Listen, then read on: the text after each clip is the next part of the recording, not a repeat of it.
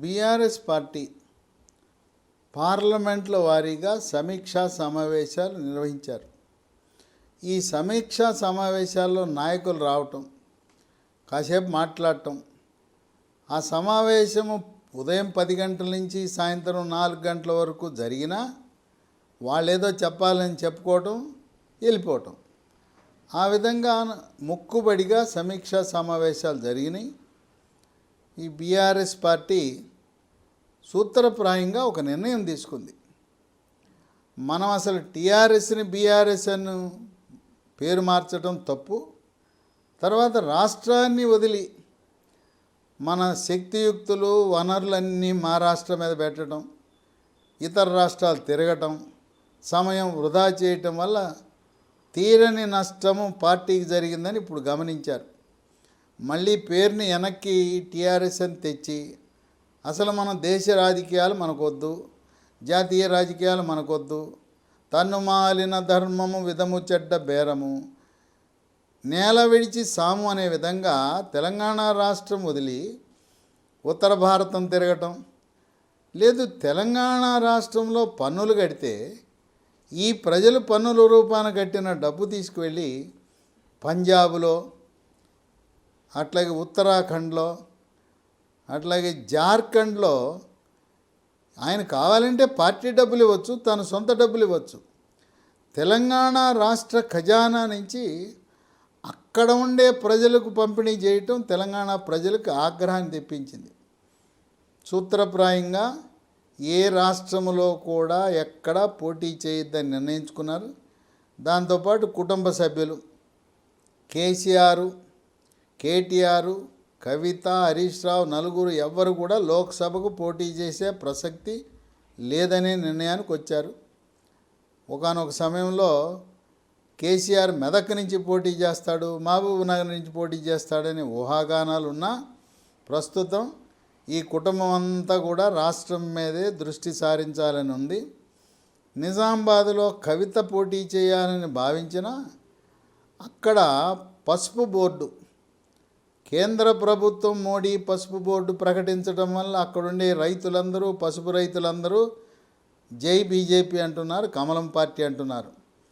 అక్కడ కామారెడ్డిలో కేసీఆర్ని, రేవంత్ రెడ్డిని, మాజీ ముఖ్యమంత్రి ప్రస్తుత ముఖ్యమంత్రిని వెంకటరమణారెడ్డి అనే సాదాసీదా బీజేపీ నాయకుడు ఓడించటం, అలాగే ఆర్మూర్లో కూడా బీజేపీ గెలవటం, ఇవన్నీ చూసిన తర్వాత అక్కడ అరవింద్ గెలవటం నల్లేరు మీద నడకని గమనించి మళ్ళీ మరొకసారి కవిత ఓటమి తప్పదని అక్కడ వేరే అభ్యర్థిని పెడదాం అనే ఆలోచనకు వచ్చేశారు. కనుక కుటుంబ సభ్యులు ఎవరూ కూడా లోక్సభలో ప్రవేశించే అవకాశమే లేదు. ఇప్పుడున్న పరిస్థితుల్లో 2018లో 88 సీట్లతో అధికారంలోకి వచ్చిన తర్వాత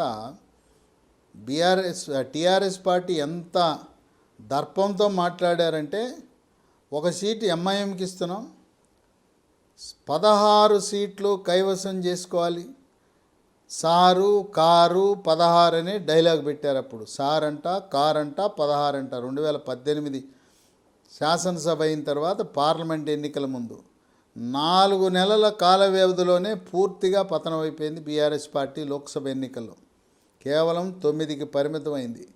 ఇప్పుడు అధికారాన్ని కోల్పోయింది. అప్పుడే 9 వచ్చినాయి, ఇప్పుడు 9 కాదు కదా. కేసీఆర్ కుటుంబ సభ్యులు ఎవరూ పోటీ చేయకపోతే, కేసీఆర్ పోటీ చేస్తే ఆయన ఒక్కడు గెలిచే అవకాశం ఉంది. కానీ ఇప్పుడు ప్రస్తుత పరిస్థితుల్లో ఈ బీఆర్ఎస్ పార్టీ తరపున ఎవరు పోటీ చేసినా ఒక్కరు కూడా విజయం సాధించే అవకాశాలు లేవని సర్వేలు ఖరాఖండిగా చెబుతూ ఉన్నాయి. పైగా రామజన్మభూమి ప్రాణప్రతిష్ఠ వల్ల దేశమంతా జై శ్రీరామని మారుమోగుతున్న సమయంలో తెలంగాణ రాష్ట్రంలో కూడా అదే సెంటిమెంట్, జై శ్రీరామ్ సెంటిమెంట్ వల్ల 10 నుంచి 12 సీట్లు బీజేపీ కైవసం చేసుకుంటుందని వివిధ సర్వేలు వాళ్ళు వెలిబుచ్చుతున్న తరుణంలో బీఆర్ఎస్ పార్టీ ఒక్క సీటు గెలవకపోయినా ఆశ్చర్యం లేదు. అయినా అభ్యర్థులు వీళ్ళు ఏమడుగుతున్నారు పోటీ చేసేవాళ్ళు? మేము డబ్బులు ఖర్చు పెట్టాం. బీఆర్ఎస్ అభ్యర్థుల యొక్క 10 ఏళ్ళు అధికారం చెలాయించారు, డబ్బు సంపాదించుకున్నారు. ప్రస్తుతం ఈ బీఆర్ఎస్ ఎంపీ అభ్యర్థులు మేము పోటీ చేస్తాం, పార్టీ ఆదేశిస్తే డబ్బులు పార్టీ ఖర్చు పెట్టాలి. పార్టీకి 1000 కోట్లు ఉన్నాయి బ్యాంకు డిపాజిట్లో. దేశంలో ధనిక పార్టీ, అత్యధిక ధనిక పార్టీ ఏదంటే బీఆర్ఎస్. 1000 కోట్లు ఉన్నాయి, నెలకు 6 కోట్లు వడ్డీయే వస్తుంది. కనుక దాన్ని కొన్ని డిపాజిట్లు తీసేసి ఖర్చు పెట్టచ్చు. అభ్యర్థులు ఎవరు కూడా మా సొంత డబ్బులు ఖర్చు పెట్టము, పార్టీ ఇస్తే మేము ఖర్చు పెడతాం, మీరు బీ ఫార్మ్ ఇస్తే తిరుగుతామంటున్నారు. అయినా ఒక జాబితాని సిద్ధం చేసుకున్నది బీఆర్ఎస్ పార్టీ 17 నియోజకవర్గాలు.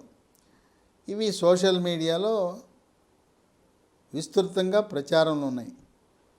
ఏ నియోజకవర్గాల్లో ఎవరు బీఆర్ఎస్ పార్టీ తరఫున పోటీ చేస్తారని చూస్తే, 1 మెదక్లో ఒంటేరు ప్రతాప్ రెడ్డి, 2 నిజామాబాద్ మాజీ ఆర్మూర్ ఎమ్మెల్యే జీవన్ రెడ్డి, 3 మల్కాజ్గిరి ప్రస్తుత శాసన మండలి సభ్యుడు శంబీపూర్ రాజు, 4 వరంగల్ అక్కడ సిట్టింగ్ ఎంపీ ఉన్నాడు పసునూరి దయాకర్, ఆయన్ని తప్పించి ఆరూరి రమేష్.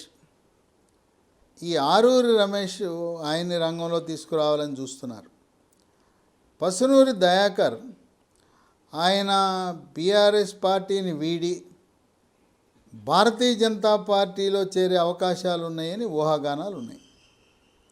ఇక 5 చేవెళ్ళ సిట్టింగ్ ఎంపీ రంజిత్ రెడ్డి, 6 భువనగిరి మాజీ పిసిసి అధ్యక్షుడు మాజీ మంత్రి పొన్నాల లక్ష్మయ్య, ఆయనకి అవకాశం ఇస్తే ఎలా ఉంటుందనే ఆలోచన ఉన్నారు.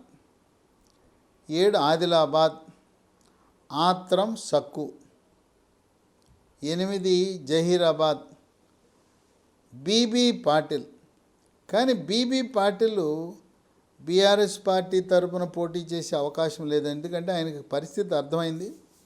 గత 5-6 ఏళ్లుగా కూడా ప్రచారంలో ఉంది ఆయన బీజేపీలోకి వెళ్తాడని. కనుక బీబీ పాటిల్ బీఆర్ఎస్లో మారి బీజేపీకి వెళ్తే బీజేపీ తరఫున సిట్టింగ్ ఎంపీగా ఉన్నాడు, 2 సార్లు గెలిచాడు. బీబీ పాటిల్ బీజేపీ తరఫున పోటీ చేసే అవకాశం ఉంది. ఒకవేళ పార్టీ మారకపోతే బీఆర్ఎస్లో పోటీ చేస్తాడు. పోటీ చేసినా ఈసారి కష్టతరమే. 2019 ఎన్నికల్లోనే 6000 మెజార్టీతో గెలిచాడు. 9 మహబూబాబాద్ సిట్టింగ్ ఎంపీ మాలోత్ కవిత, 10 కరీంనగర్ బోయినపల్లి వినోద్, 11 పెద్దపల్లి.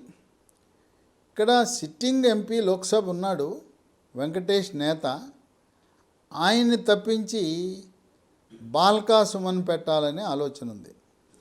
వెంకటేష్ నేత ఆయనకి సీటు ఇవ్వకపోతే పార్టీ మారి భారతీయ జనతా పార్టీ తరఫున అదే నియోజకవర్గం నుంచి పోటీ చేసే అవకాశం కనపడుతూ ఉంది. అలాగే వరంగల్లో కూడా పసునూరి దయాకర్కి సీటు ఇవ్వకపోతే బీఆర్ఎస్ నుంచి బీజేపీకి మారి బీజేపీ తరఫున పోటీ చేసే అవకాశాలు ఉన్నాయి. ఇక 12 ఖమ్మం నామా నాగేశ్వరరావు, 13 సికింద్రాబాద్ రావుల శ్రీధర్ రెడ్డి, 14 మహబూబ్ నగర్. ఇక్కడ కూడా సిట్టింగ్ లోక్సభ సభ్యుడు మన్నే శ్రీనివాసరెడ్డిని తప్పించి మాజీ మంత్రి శ్రీనివాస గౌడ్ని పోటీకి పెట్టాలనే ఆలోచనలో ఉన్నారు.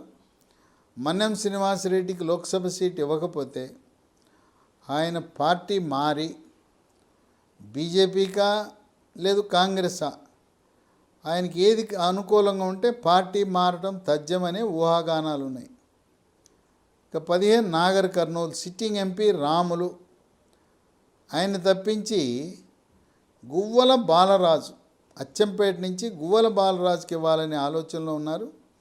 రాములు ఇప్పటికే భారతీయ జనతా పార్టీతో వాళ్ళతో సంప్రదింపులు జరుపుతూ ఉన్నాడు. తనకు కానీ తన కుమారుడికి కానీ ఈ సీట్ ఇవ్వాలని చెప్పి భారతీయ జనతా పార్టీని అభ్యర్థించాడు. రాములకి బీఆర్ఎస్ ఇవ్వదని దాదాపు ఖండితంగా తెలిసింది. అందువల్ల రాములు నాగర్ కర్నూలు నుంచి బీజేపీ పార్టీ తరఫున పోటీ చేసే అవకాశాలు కనపడుతున్నాయి. అంటే 3 సిట్టింగ్ ఎంపీలు బీఆర్ఎస్ పార్టీ సీటు తిరస్కరించడం వల్ల వరంగల్, పెద్దపల్లి, అట్లాగే నాగర్ కర్నూలు ఈ 3 నియోజకవర్గాల్లో కూడా సిట్టింగ్ ఎంపీలు బీజేపీ తరఫున పోటీ చేసే అవకాశాలు ఉన్నాయి. విశేషం ఏంటంటే ఈ బీఆర్ఎస్ పార్టీ దళితులంటే ఆటలు ఆడుకుంటారు, దళితులంటే చులకనగా చూస్తారు. ఈ 3 కూడా దళితులకు సంబంధించిన నియోజకవర్గాలు. వరంగల్ ఎస్సీ నియోజకవర్గం, అక్కడ దళితుడు గనక ఏం మాట్లాడలే అని ఆయన్ని మార్చడం. పెద్దపల్లి కూడా దళిత నియోజకవర్గం, అక్కడ వెంకటేష్ నేత, ఆయన కాంగ్రెస్ పార్టీ నుంచి మారి వచ్చి సిట్టింగ్ ఎంపీని మార్చటం ఒక రకంగా దళితులను అన్యాయం చేయటమే. మహబూబ్ నగర్లో కూడా అంతే. మహబూబ్ నగర్, ఉమ్మడి మహబూబ్ నగర్ జిల్లాలో నాగర్ కర్నూలు రాములు, ఈ 3 ఎస్సీ నియోజకవర్గాల్లో అక్కడ వేరే ఎస్సీ క్యాండిడేట్ పెట్టినా సిట్టింగ్ ఎంపీలను మిగతా 6 చోట్ల మార్చకుండా కేవలం దళితులు ప్రాతినిధ్యం వహిస్తున్న సీట్లలో మార్చడం ఏంటని చెప్పి దళిత సంఘాలు తీవ్ర అభ్యంతరాన్ని వ్యక్తపరుస్తున్నాయి. ఇక 16 నల్గొండ, అక్కడ గుత్తా సుఖేందర్ రెడ్డి కుమారుడు, నా కొడుక్కి అమిత్ రెడ్డికి అవకాశం ఇవ్వండి, గుత్తా అమిత్ రెడ్డిని ఇవ్వమని గట్టిగా ఆయన కోరుతున్నాడు.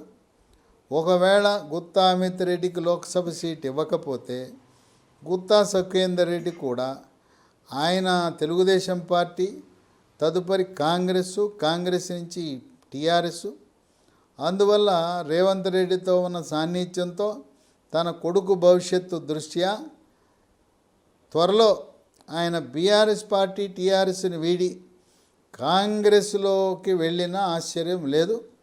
అక్కడ కంచర్ల భూపాల్ రెడ్డి తన వంతు ప్రయత్నంగా వేరే అభ్యర్థి చిన్నారెడ్డిని పట్టుకొచ్చి, తేరా చిన్నారెడ్డి, ఈయన వేరే, ఈయన వనపర్తి చిన్నారెడ్డి కాదు, పారిశ్రామికవేత్త, ఆయన నిలబెట్టాలని కంచర్ల భూపాల్ రెడ్డి ఈ గుత్తా సుఖేందర్ రెడ్డికి వ్యతిరేకంగా ప్రయత్నాలు చేయటం, సుఖేందర్ రెడ్డి తన కుమారుడికి సీటు రాకుండా మనస్తాపానికి గురైతే ఈ గుత్తా సుఖేందర్ రెడ్డి కుటుంబం కూడా శాశ్వతంగా బీఆర్ఎస్కు దూరమయ్యే అవకాశం కనపడుతూ ఉంది.